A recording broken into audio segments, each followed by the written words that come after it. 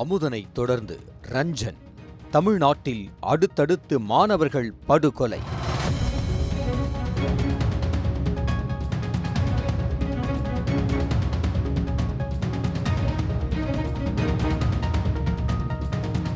திருவள்ளூர் மாவட்டம் கும்மிடிப்பூண்டி அருகே கல்லூரி மாணவன் வெட்டி படுகொலை செய்யப்பட்ட சம்பவம் பெரும் அதிர்ச்சியை ஏற்படுத்தியுள்ளது.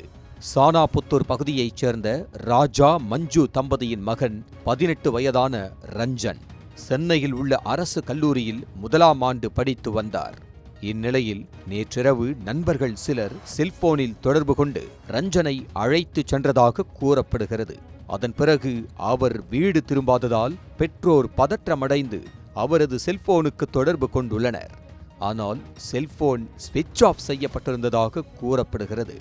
இதனிடையே இன்று காலை வீட்டின் அருகே உள்ள மயான பகுதியில் ரஞ்சன் இரத்த வெள்ளத்தில் சடலமாக கிடப்பதாக போலீசாருக்கு தகவல் கிடைத்திருக்கிறது.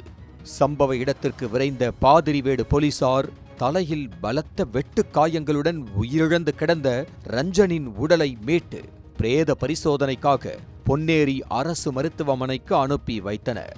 ரஞ்சனுக்கும் மற்றொரு தரப்பினருக்கும் கடந்த சில நாட்களாக தகராறு இருந்து வந்ததாகவும் செல்போனில் அடிக்கடி மோதல் ஏற்பட்டதாகவும் கூறப்படுகிறது. இந்த முன்விரோதம் காரணமாக கொலை நடந்ததா, நண்பர்கள் என கூறி அழைத்துச் சென்றவர்கள் யார் என்பது உள்ளிட்ட பல்வேறு கோணங்களில் பாதிரிவேடு போலீசார் தீவிர விசாரணை நடத்தி வருகின்றனர்.